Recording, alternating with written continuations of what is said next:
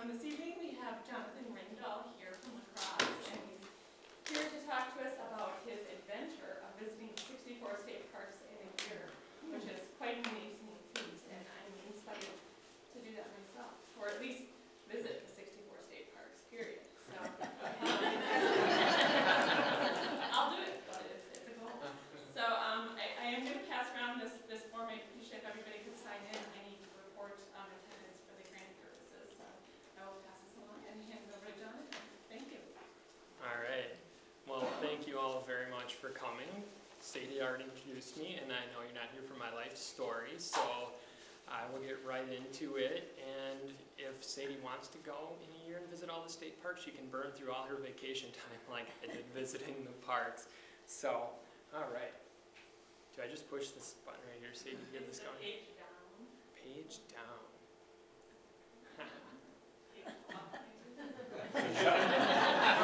Let's see. There we go. It worked. It's amazing when technology works. All right, so there's some great things you can do in the state parks. One of them is do go chasing waterfalls, even if they're frozen. They're actually really cool, and this is at VII State Park, so you can see about 30 feet of ice right here, and my dad and I mean, it's a great hike down here, and it's spectacular to see this. This is from the winter of 2012, and I hiked back down to it this year, and just absolutely stunning how thick that ice was this year, and how much of the base had expanded, so it was just something really cool to go and see.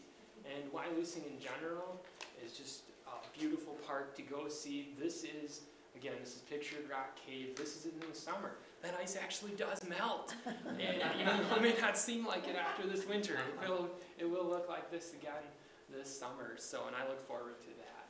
And here's the view over the Wisconsin and Mississippi rivers from the lookout at VII State Park. And a lot of the campsites have a very similar view to this. And where is VII State Park?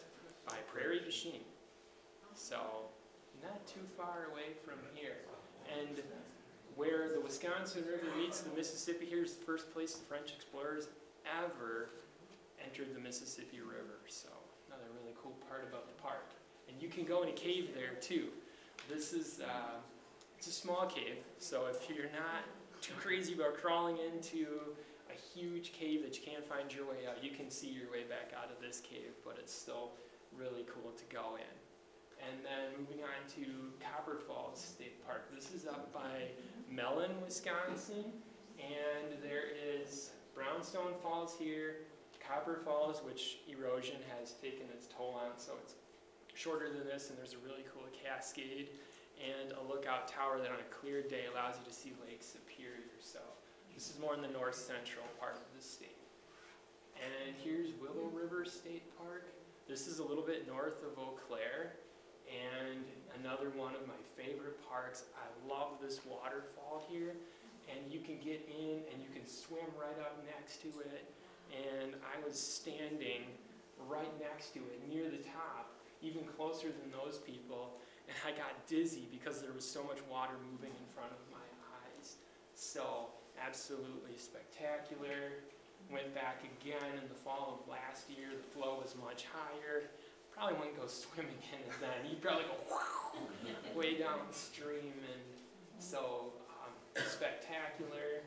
And this is probably one of my favorite pictures that my mom and I have. And I think that's another great thing about the parks, is you can make all these great memories with friends and family. So, and what's really cool about this waterfall is that there's actually a little ledge, and you can crawl in behind it. So, another really cool thing to do. And just in case you want to know what it looks like underwater there, thought I'd include that one for you too, because I know we're all waiting to see that. And this is Pattison State Park. This is Big Manitou Falls. This is just below Superior, Wisconsin. It's the highest waterfall in the state, and it's actually as high as Niagara Falls. So, really cool to get up there and see this. And then there's my kayak right there, because I'm a big kayaker, and this is where my first story comes in. And so you can see how high that is up there, and because of my height, I can't see the back of my kayak, which I learned a very valuable lesson at Pattison State Park.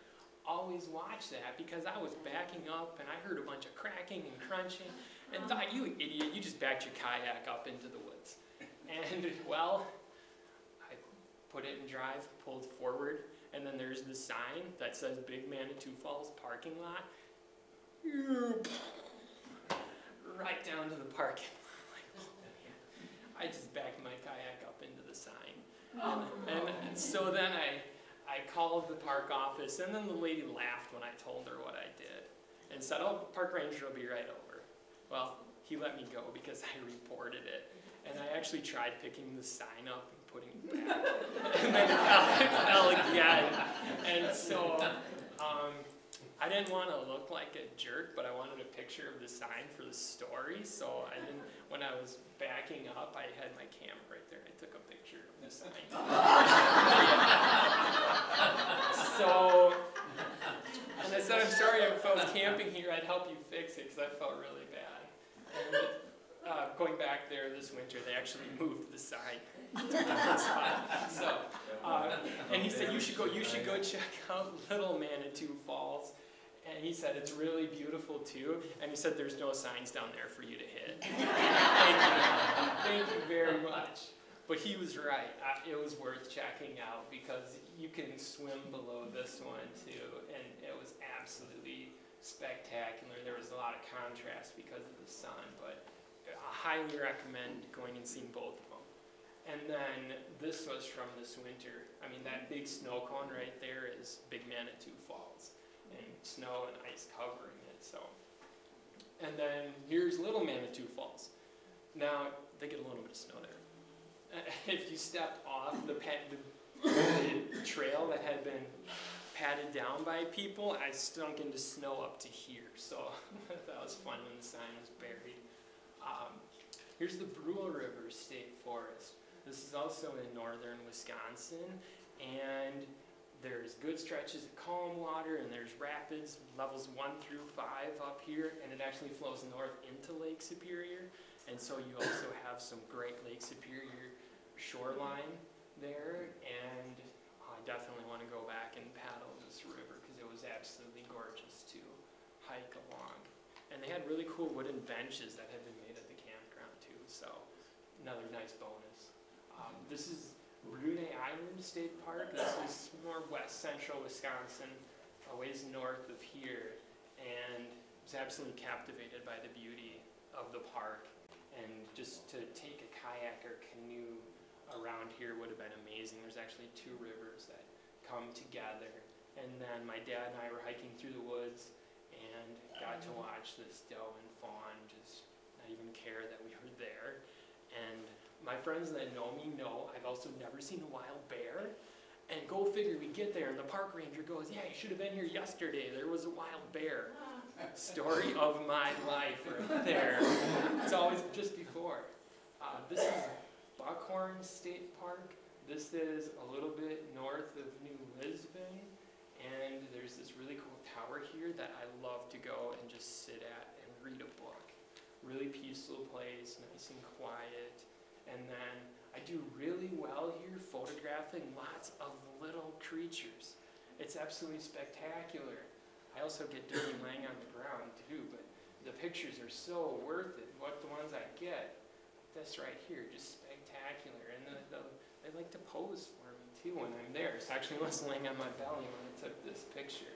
And then this one was a little bit more kind, and me not having to just get down to on one knee to be level with it, but just an absolutely amazing image that I was able to capture there. So Smokey the Bear hangs out there too. He's hanging out there and making sure everyone is doing their part to prevent wildfires. And I even have my Smokey the Bear shirt on. So,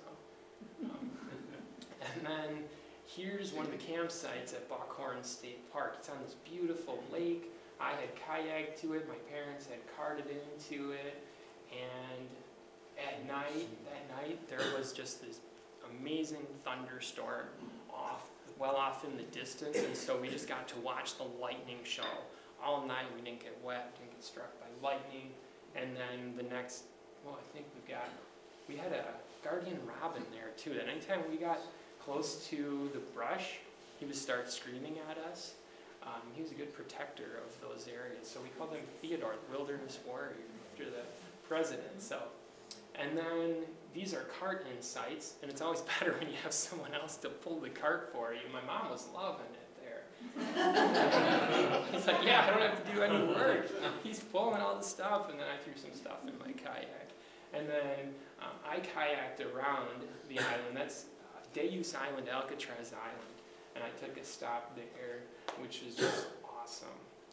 This side was really calm, the other side had some bigger waves, and then I stopped on the island, and then I went to our campsite, which is right there in the lower left-hand corner. That's campsite number 43. It's one of my favorites in the system. I have a sheet out in the lobby that has information on the parks that people can take afterwards, and I have it listed so you can remember site number 43 because it's really cool. My dog liked me coming. She could hear me coming. She's blind, so I had to say, Aries, and then she started wagging her tail and really loving it. Another guideline, practice proper entries and exits from hammocks when you're in the parks. My mom found out the hard way what happens when you don't. So we worked on that skill a little bit with her too. that was a good time. This is the view from the bench, sitting there for site number 43. We got incredibly lucky when we were coming back from breakfast and got to see the baby sandhill occurrings, which they are so protective of their young that we were just amazed to see them coming across the road there. So what a spectacular sight at the park. And then here is site 43 at night. I set my tripod up and my timer because I want to get in the picture too. And then I was really honored that this picture was chosen to be in the Friends of Wisconsin State Park calendar this year. And so this is August, and you can actually look, there's the DNR magazine out there in the lobby that has a copy of the calendar in it and an article I wrote on visiting all the parks. So that was just another great thing about visiting the parks. I was really honored to receive that recognition. Moving on, this is another park in the northern part of Wisconsin, the Flambeau River State Forest. This is the Sobeski flowage, and we got here and just saw this amazing water and fog. Thought, man, if I only had my kayak with me, because just to have a paddle break that glass surface and go along, and it was so quiet, it would have been amazing. It was amazing just to be alongside of it. And then we went and saw Little Slough Falls Gundy, and that was amazing too. This water just rushing through here, and the Flambeau River has great stretches that are calm, rapids, and the lady who was at the park office says, yeah, you can come here and camp in any of the sites along the river for free. Wow. To be able to camp here and be able to do it for free, and oh man, spectacular park to visit. And then here's the Governor Knoll State Forest. This is on the northwest side of Wisconsin, and the St. Croix River flows down through the park, and the St. Croix is like the Flambeau with calm stretches, rapids, and just absolutely stunning scenery along there too. And then here's jumping over to Lake Michigan, Harrington Beach State Park. Just awesome, great beach. You could kayak out from here, lots of trails, and then say it is a windy day, there's a great lagoon in the middle of it where you could just relax, have a picnic. Great park. Love visiting Harrington Beach. Here is Interstate State Park, which I'm going to put near the top, if not at the top of my list for parks, because this is a gorgeous park, and these rocks that come rising up out of the St. Croix are unbelievable. It's from a volcanic activity in the region, and then the St. Croix comes down through these rocks, and then there are, let's see, There we go. All right. Back in business, I hope. Yes. And up here, there's a Native American Braves face near the top of those rocks. We would have completely missed this had we not had a park ranger coming by and say, hey, what trails are you guys hiking? And say, oh, I'm hiking those trails to check them, to check their conditions. Do you want to come with me? And so it was like having a VIP tour of the park. We were incredibly lucky. And he took us down here and said, look up there. You can see that Native American Braves face up there in the rocks. And then there's also the old man of the Dells face there in the rocks. It's better observed from the Minnesota side, but you can still see it from the Wisconsin side. And this is actually Wisconsin's first state park. All the way back in 1902 it was created. And there's such great resources here. And then also one of the craziest stories that we experienced on the trip, because this is a spontaneous trip up here. We got in really late at night and we found a campground on the Minnesota side. We had been in the tent for about 15 minutes and the tornado sirens started going off. Like, tornado sirens. We then started heading for the shelter in the truck, and I called 911 and the guy says, oh, you're on the Minnesota side, let me transfer you over the river. You don't have the Minnesota forecast in the Wisconsin side, you're right next door. And so then, you know, twice in one night I heard 911, what's your emergency? And then he said, no, it's a severe thunderstorm warning, we blow the sirens for that too. And I said, okay, I take tornado sirens very seriously. After the last time I heard them in La Crosse, my house took a direct hit from a tornado. So, and then the owner of the campground showed up next to our truck, and he didn't waste any time. He's like, yeah, it's just a severe thunderstorm warning, and he took off. And I said, Dad, that was probably one of the most awkward conversations of my life, because I was sleeping in my boxers, and I looked at him and I said, I'm really glad you took the time to put your pants on. And and needless to say, the next time we slept in our clothes. And the tornado sirens went off again about 10 minutes after we were in the tent, and we just slept through and said, we're going to end up in the land of Oz if it's a real tornado. And then I took the hike up to the highest point in Interstate State Park and found that you can't even see the St. Croix from there, so save you a hike, hopefully, if you visit. Don't go up there. You can't get any better view of the river than you can from down by it. So, and then we went and hiked to one of the trails in the park that had this cascading waterfall, which was just really beautiful, great hike. I got stung by a bee or something on the leg, and then I ran up to the top to see what it looked like once we got back to the trailhead. I should have done it in the other order, but hey, that's life. So, really cool. This one would be a great trail to hike. Here's Kohler Andre State Park. We're back over on Lake Michigan again, and we were there around sunset. These clouds are just absolutely amazing over the lake. Great beach, and then we got to see this doe and this fawn running along the lake at sunset. So just the picture can't do it justice how cool this was to see them out there foraging and running around and having a really good time. Here's Merrick State Park. We're jumping back over on the western side, right along the Mississippi. This park is absolutely beautiful too, a great place to launch and explore the river bottoms, kayak, canoe, boat. Get out there, they've got riverside campsites, you can fish right from them, so a really cool park. And then another tip, get out there and help your parks. This was really fun. This was last year, their Work Play Earth Day. So I got there, a lot of these branches had fallen out of the trees in the heavy snowstorm. I'm glad the ground doesn't look like that now.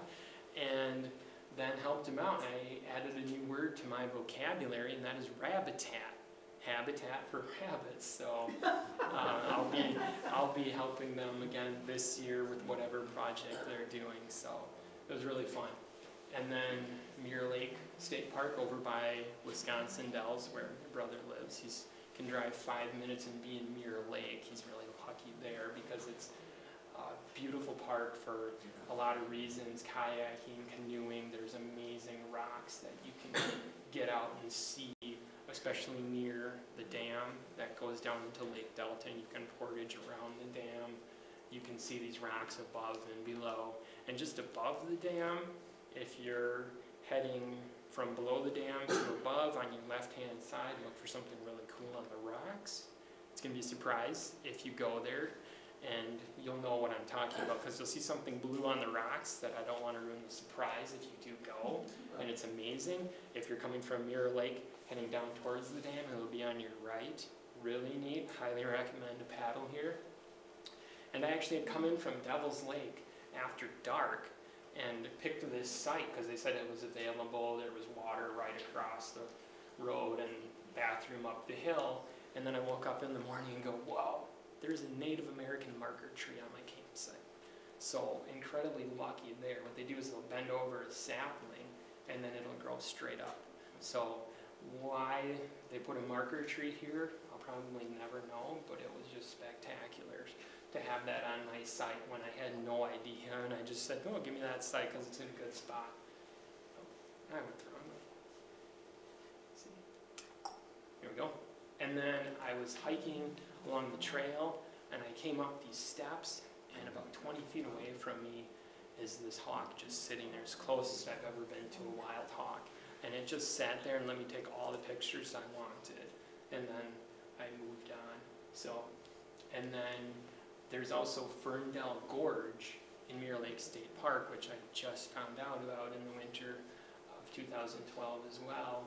And they did a guided hike down here, and this isn't on any of their maps, but it is just down the road from their park office. You just keep going, you don't turn into the park. You'll see a gate on your right about a mile down the road, park at the top of the hill, walk to the bottom of the hill, and turn and walk in once you reach the bottom, and you'll find your way into here, and it's wider in parts, and here it's really narrow, and just, I can't explain how awesome this gorge is. It's just something everyone should go see.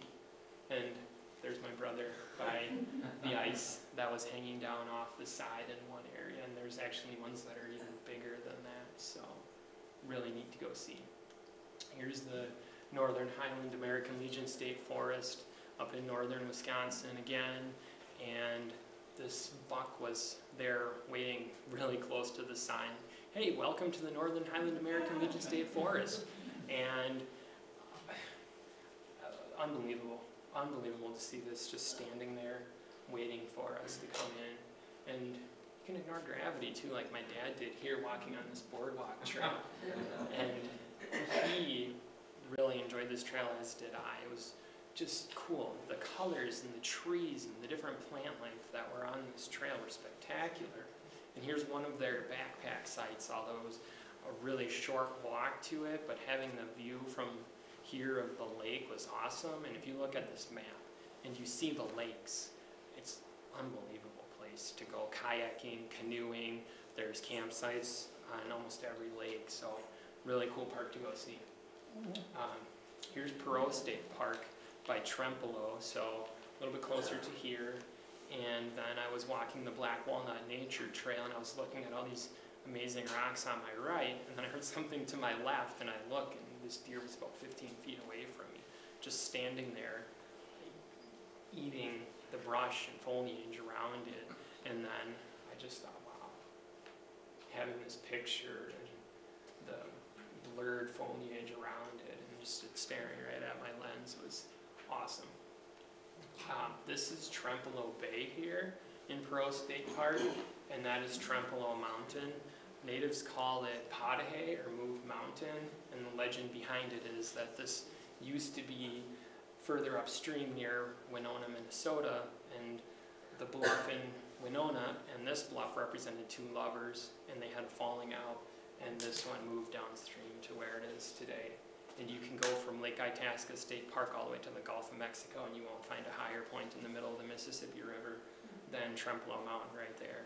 And there's a canoe trail, if you do it counterclockwise, that will bring you right into the base of Trempealeau Mountain.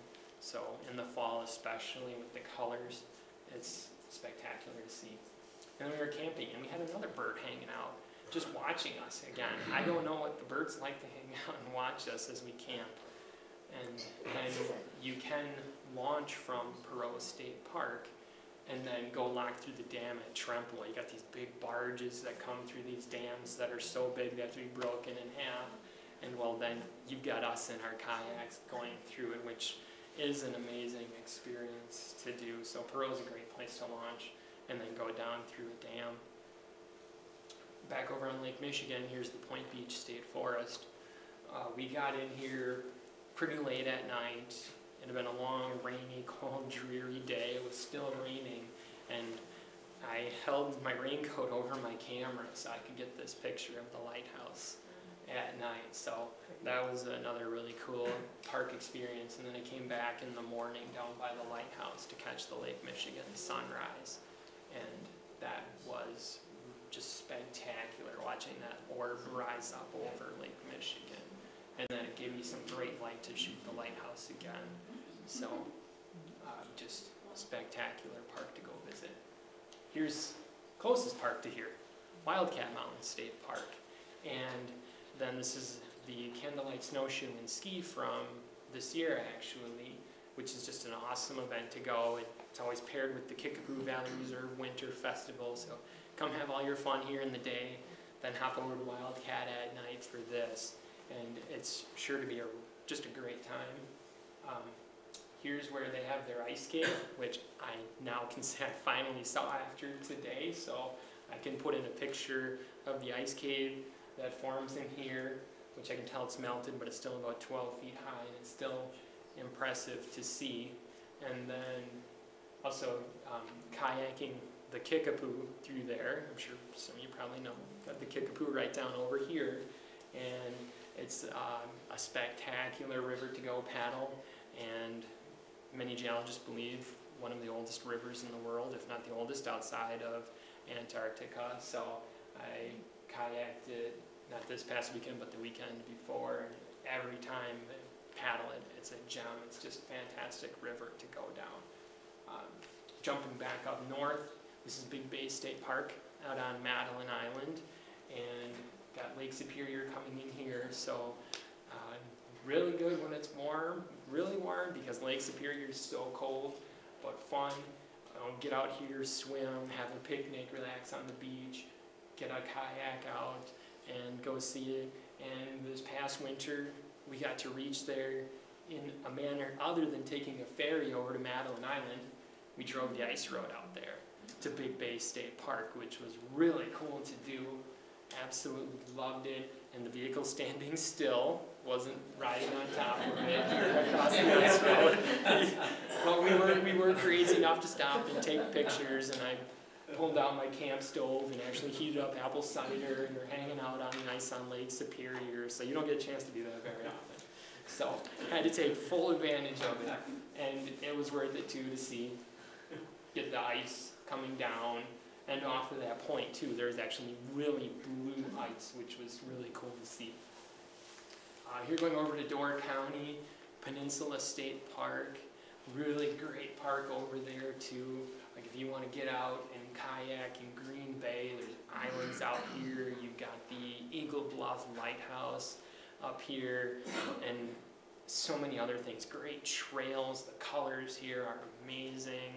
This light fog that was settling in made it even more magical up there. And here's another park I would put at the top of my list. This is the least visited state park in the Wisconsin system, which is a shame because it is amazing. I get it. You need to take 2 ferries over there or kayak over there to reach it, but it should be on everyone's list. The Potawatomi Lighthouse is up there behind me on the hill, and this is the oldest lighthouse location in Wisconsin. You can take tours of the lighthouse.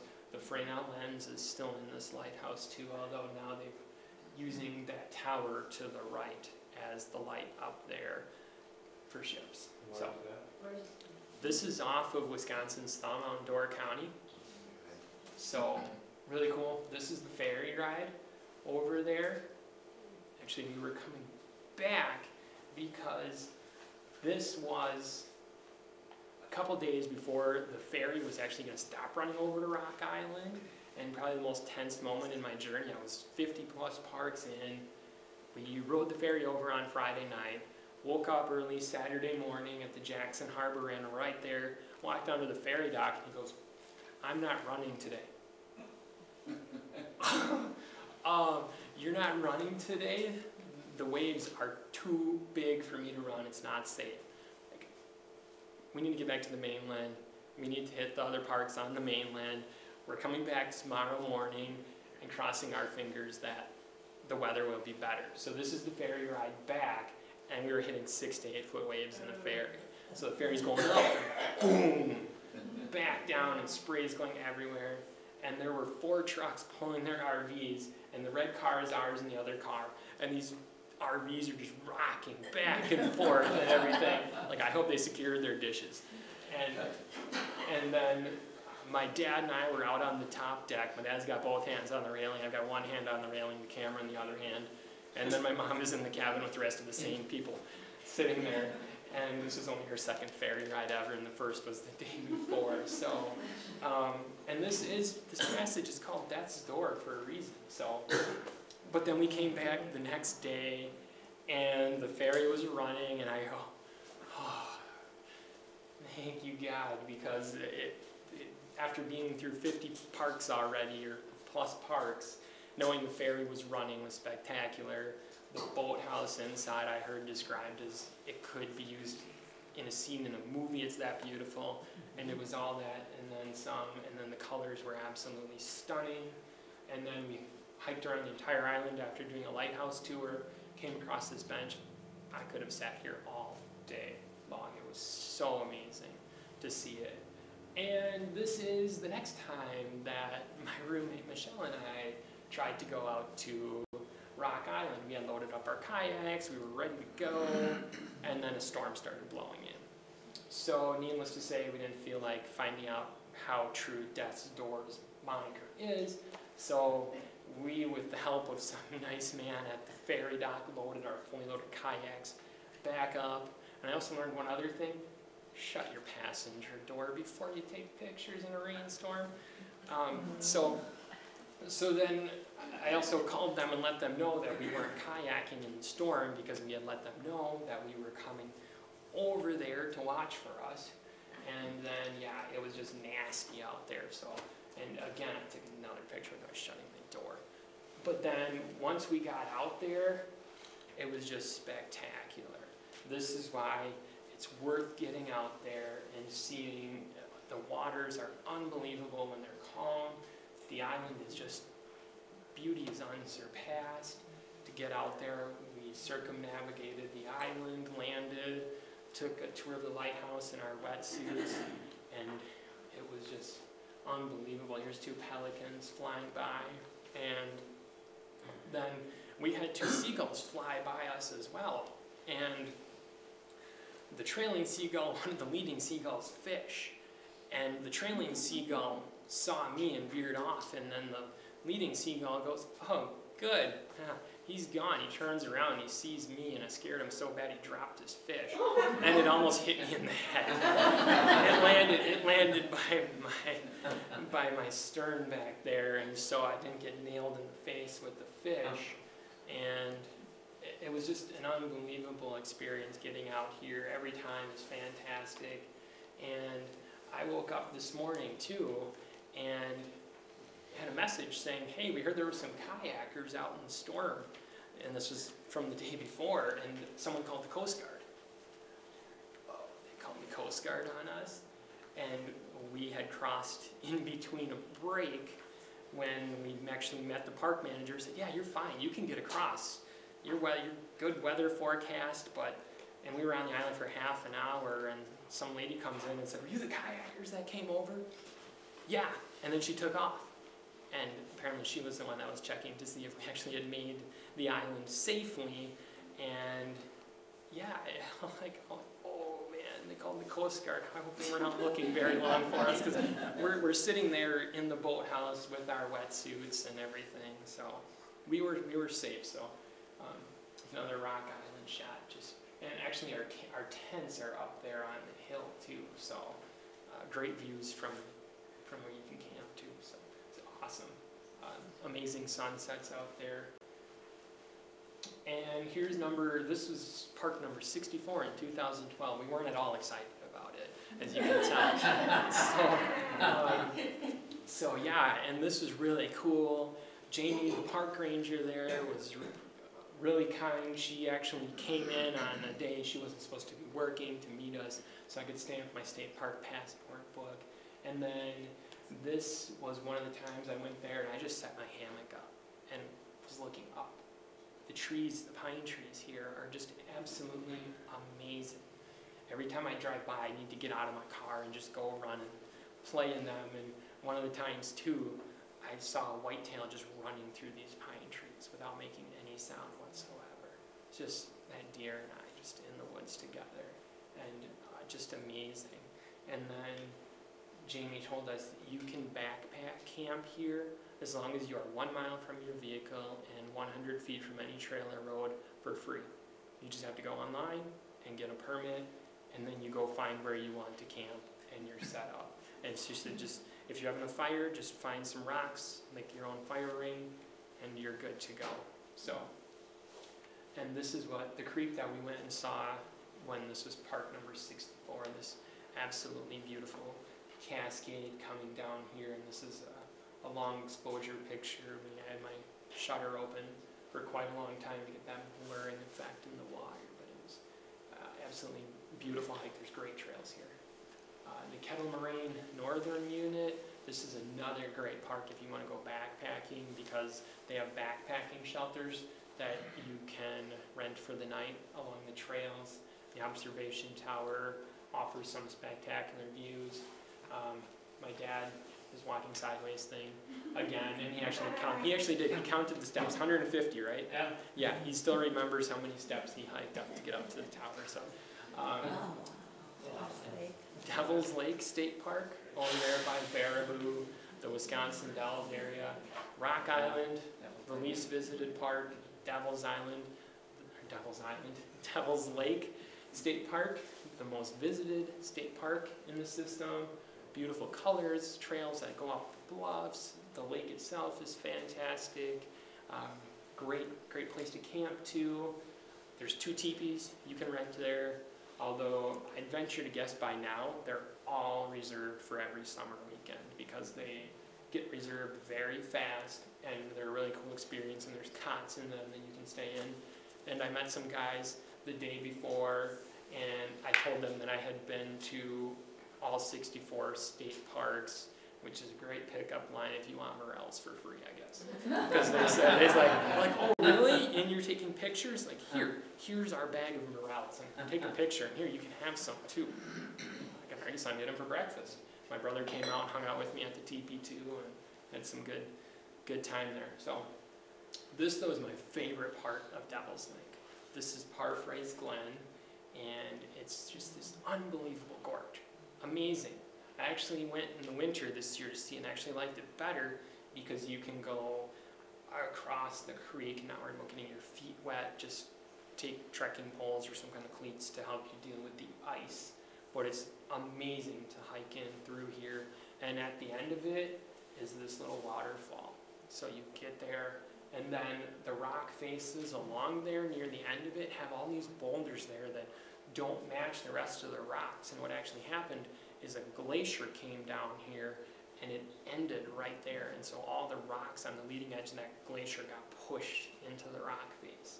So many beautiful things about this gorge that I highly recommend going to see it when you're there. Aztalan State Park. This was probably the biggest surprise for me in the state park system because I had no idea what this park was like. And it just said, well, hey, Aztalan State Park is right here in Lake Mills by Madison. And so my friend Mike and I stopped there and were completely blown away to see a Native American walled civilization. I'd never heard of anything like that in Wisconsin before. These walls are reconstructed walls to give you an idea of what it was like. And they had these entrances too that were so well disguised. there's an entrance down there. It's pretty hard to spot it, and that's how they would monitor who came in and out of the village. And there's mounds. Really neat to go see. And it's right here along the river. We saw a bald eagle fly along the river and a buck come down and take a drink while we were there. So, another one of those park visits that I really treasured. And here's Heritage Hill State Park. You can see there's a very nice looking sky back there. We had been getting chased by storms all day as we moved across the northern part of the state, going from park to park, and then kind of caught up with us here in Green Bay. And I'm sitting there, oh, please give me a picture of lightning going across the sky behind the park there. Well, it didn't come, and then I started seeing rain beating down by that sign that's been knocked over by the wind, and said, okay, now's the time to run, because my camera's going to get soaked if I don't run. And so I ran back to the car as fast as I could. I jumped in the car, and then the rain just hit the windshield. It was so heavy, couldn't even see out the windshield. And I said, well, I didn't get my picture of lightning, but I made it back to the car, and I'm not soaked. Governor Dodge State Park down by Dodgeville. This is Stevens Falls, and it's in one of the most beautiful locations you could put a waterfall in if you've ever been there. It's really just an awesome waterfall to hike down and see. There's some great lakes there in Governor Dodge. There's actually a little bit bigger one-room cave that you can hike into, so just a really good park there. Kettle Moraine Southern Unit here. The fall colors here were just breathtaking.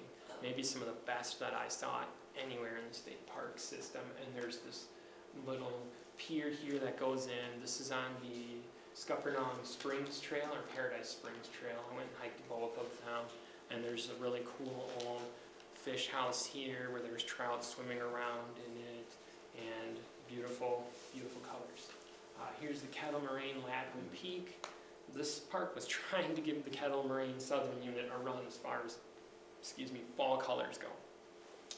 And this hawk was just sitting here, probably 20 yards off the road, not even a care in the world that I was there. And because of the tree growing on a slope, we were looking at eye level at it, and it just sat there and let me take as many pictures as I wanted of it. So, just breathtaking. Rib Mountain State Park.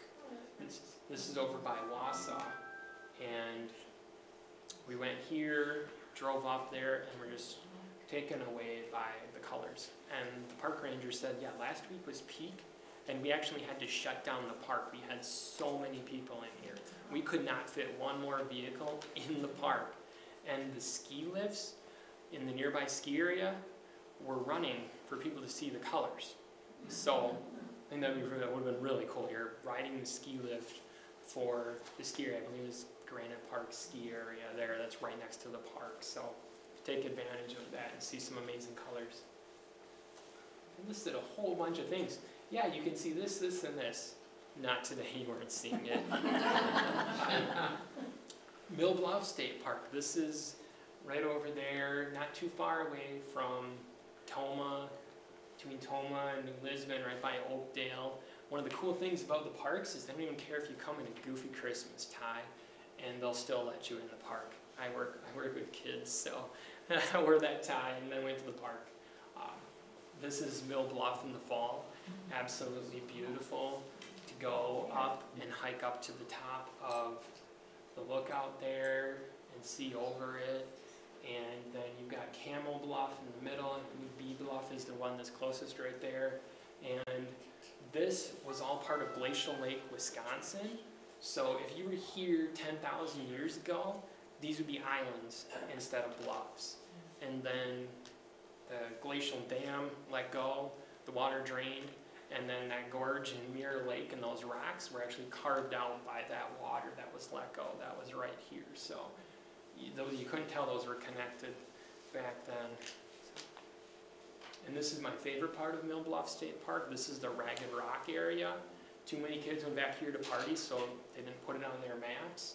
But they told me about it, and they tell people if they ask you about it. So you can go past the park office, you'll cross some train tracks, maybe 2 miles down the road.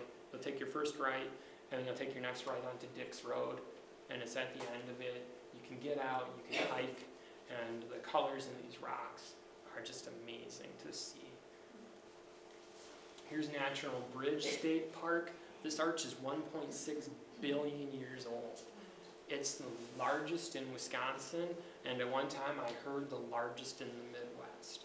And Native Americans used that outcrop down below as a shelter, and they've carbon dated it to right around probably 10,000 years ago. So some of the first inhabitants of the region were living in this shelter here, and at the time they believed that hole wasn't even there, so that has formed since they were there.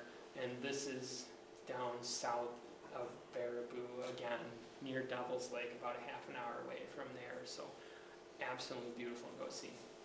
Nelson Dewey State Park, we're jumping back over onto the Mississippi now, and this walking stick was waiting there on the park office door for us. Hello there. And so that was really cool to see. And this park really made an impression on us too because of these campsites. Undeveloped river valley that you're looking over up there. They're a short walk in. There's 4 of them. The campground was full this day, but yet there was only one of these sites that was taken. I couldn't believe it. I said, this is amazing. The 3 northernmost sites are the ones that you would want to take because the southernmost site looks at a power plant. And each one of the sites has about 50 yards of brush in between them. So they're incredibly private, a very short walk, and you can't beat the view. I can't even imagine what this would look like in the fall up there. Here's New Glarus Woods State Park over by New Glarus, Wisconsin. And again, a little bit of a rainy day. Then when we were in the field, both of these rainbows formed at the same time, basically. So we couldn't believe it. We were just amazed that we got both in one field with us. So really spectacular visit there. Peshtigo River State Forest.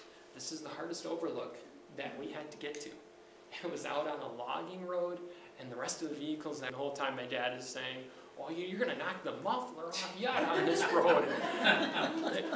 Well, when we got home, the muffler was still there. Eventually, it did need to get replaced. Whether or not it was because we drove on this road, I don't know. But it was one of the worst roads we drove on. But I'm going, okay, I want to see this overlook here, and got to take in the Peshtigo River. So, yeah, pretty cool. Here's Roach Creek State Park. This is over by Adams Friendship, and this is really important because there's actually still petroglyphs and pictographs that you can see right down there by that little interpretive sign.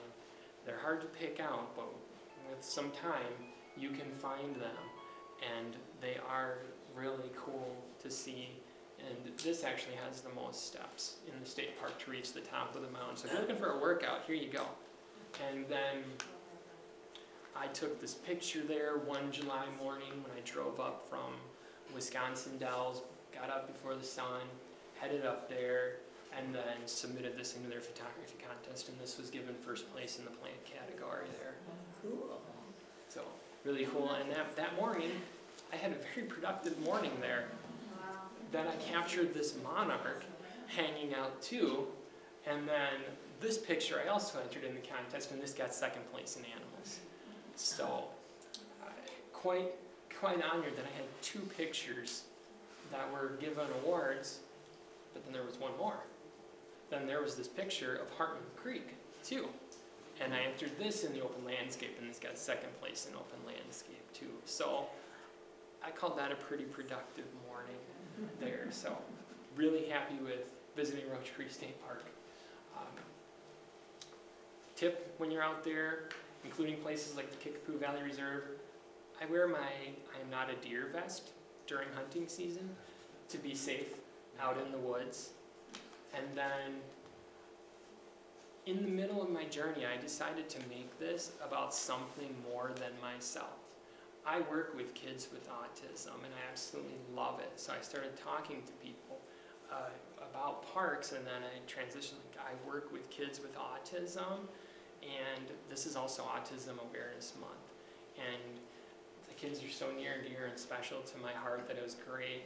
And credit to the state park system, one of the people that I had the longest conversation with was a gentleman that worked at the Kettle Moraine State Forest Northern Unit, who asked me a lot of really good questions about autism. So I was happy to share with him and happy to share my love of nature with them too. And I'm actually wearing my shirt for autism. This is Captain Autism on the back. So, and then I fully embrace the leave no trace ethic when I'm out in the woods. And this is another picture from Buckhorn State Park that I took that I really like and I thought embodies the phrase very good. So, and then I got a couple quotes here from some people that are very influential in my life, and I think it's cool that they all have ties to Wisconsin, and coming up is Earth Day, and Gaylord Nelson founded that. So that is all I have. So thank you all for coming, and thanks to the Kickapoo Valley Reserve for having me here.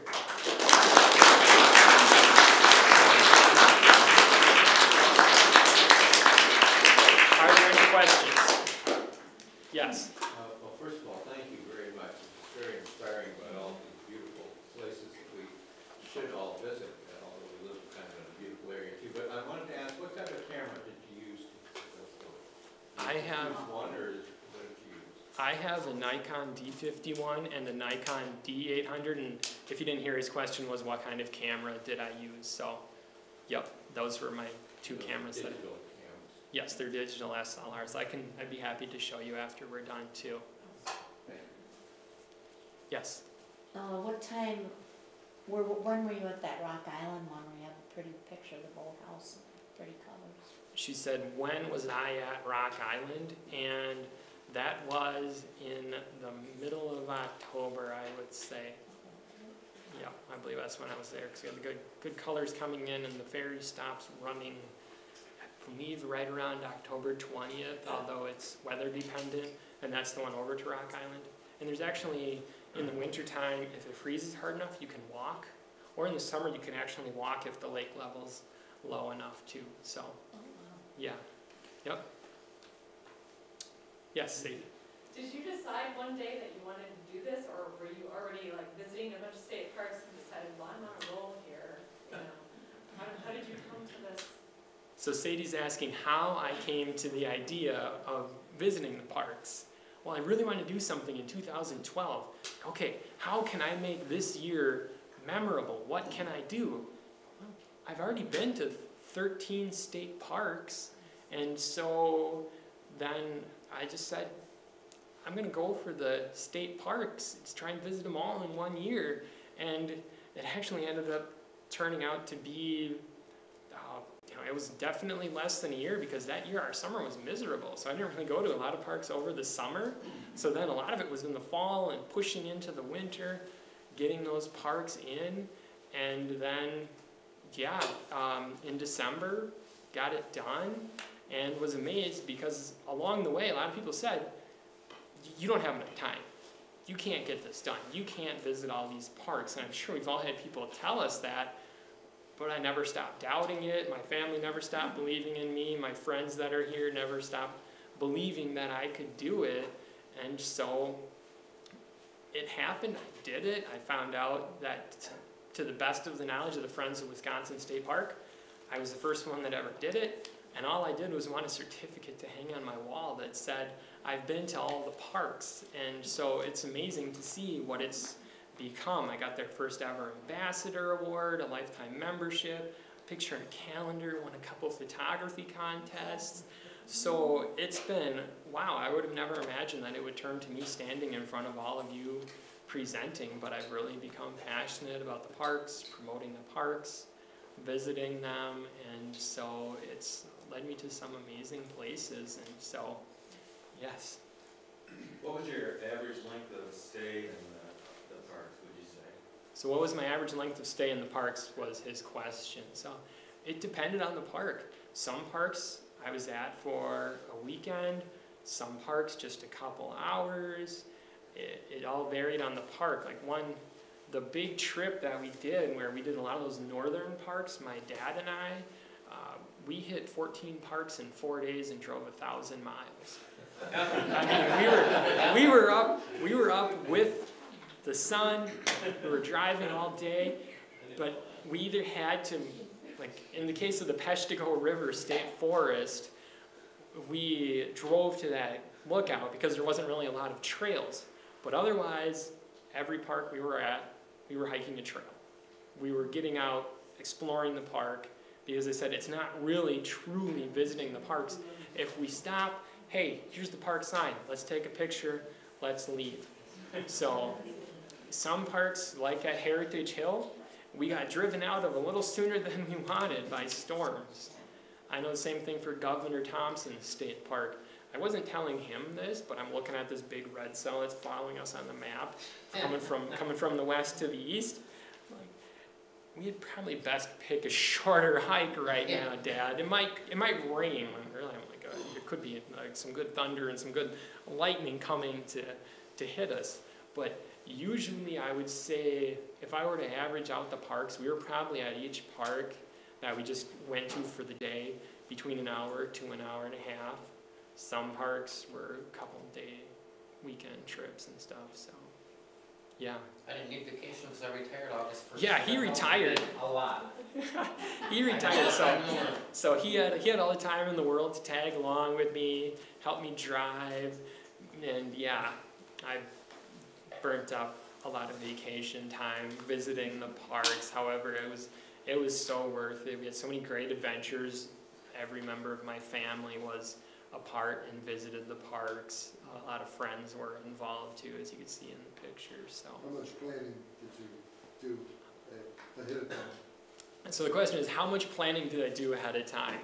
A lot of looking at maps, which is one of the great things about the internet now, is I could go to each state park's website and I could look at the maps, read the trail descriptions. So in order to make the most efficient use of our time, to make a trip like that possible, where we go 4 days, 14 parks, I knew exactly how to get from every park. I went on the internet and found directions to every park, how long it would take to get to every park. So I had this all mapped out and would look at it and go, okay, how many parks are possible to visit in a day? Like that trip that we did 1,000 miles, like, okay, here's day 1, day 2, day 3, day 4, these are the parks we're going to see, this is the trail we're going to hike. So when we got to the park, we already had that plan. We already knew what we were going to do. So there's quite a bit of planning and research that went into it. And so, yeah, good question. Thank you. Rock Island almost knocked us out. The window was real small to get the ferry window. Yes. Yep. That we wouldn't have made it that last day. Wasn't it one day they were going to run more? Probably And that 3, was one of the maybe 3 or 4 more days. But again, if you've been on Lake Michigan, you know the weather you can have a nasty stretch at that time of year where you might have 4, 5, 6 days of bad weather where the ferry's not going to get over there. They did say that they ran that night after we were there. We said everybody on the boat got soaked. They just had campers that needed to come back. There were campers stuck over there. They couldn't get back. Yeah, so yeah. So are there any other questions? All right, well, Oh, yeah. I have a couple. Okay. First one, did you wreck your kayak on that sign? Some of my friends that were on that trip are in the room with us right now. Yes, you can hear them. I did not think so, and I learned a very valuable lesson that they're already aware of.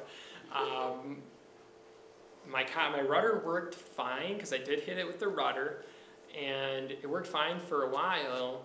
And then you get into the sea caves up there, the rudder gets banged around and everything, and eventually it came loose. It would not have come loose, I'm sure, had I not hit that sign like the genius that I am.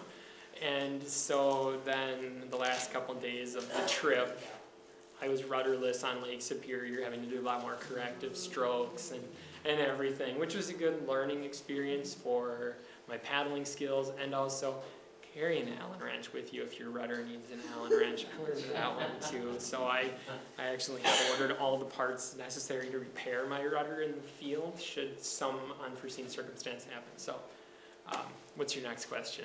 The second one is, how many of those trips did you take your kayak along on, and did you get to use it a lot? How many trips did I take my kayak on and did I get to use it a lot was this question. Not very many that year. That was, I believe when I took it with me to go up to the Apostle Islands, might have been the only time that year that I actually took my kayak with, and I don't think I actually paddled it that year unless I did the Perot canoe trail, which I might have. A lot of the pictures that I was kayaking the park were from last year, so. The Yep. possibility was there though, you could have, right? Oh yeah, there's a lot of parks out there that you can get into and you can kayak. A lot of them have kayak and canoe trails, and I've got some lists out in the lobby of parks that are good for kayaking. So my printer ran out of ink though, so I don't have a lot of them, but there's a sign-up sheet too. So if you have an email address, I can email you the list, which is a great way too to do it because then it helps save paper. So if you write your email down, I'll make sure you get a copy of that list. You can use it for your records. I'm also willing to give my email to anybody if they have questions about the parks. Email me. If you're on Facebook, I've got a Facebook webpage for it too, where you can go and see the pictures of the parks, because that's another thing I noticed was lacking when I tried to do research. I couldn't find pictures of the parks, a good resource for pictures. So I've got that on Facebook as well, and I'd be happy to. I'm not really sure what kind of wood it is. I'll tell you what, it's pretty hard because we bent more than one nail putting those in there. You can ask my dad about that one. So yeah. So Besides pictures, did you try to come back with some kind of a memento or an emblem or? He said, besides pictures, did I try and come back with any kind of mementos or items? A lot of the state parks had patches too. Some of them had mugs. I brought back some of those. There's different things. There's some stickers too, a lot of that nature. And of course, the best thing I came back with were the memories of it. Even though I took a lot of pictures too, just having the memories, having this journey, these stories to tell. You can tell I have a lot of shame and I don't like to embarrass myself. So, yeah, got a good bunch of stuff that I came back with. Yeah, so. Well, I think this is a good place to stop. I'm sure Jonathan would be willing to stick around and answer any other questions. But I'd like to thank him for sharing his year-long trip. Thanks for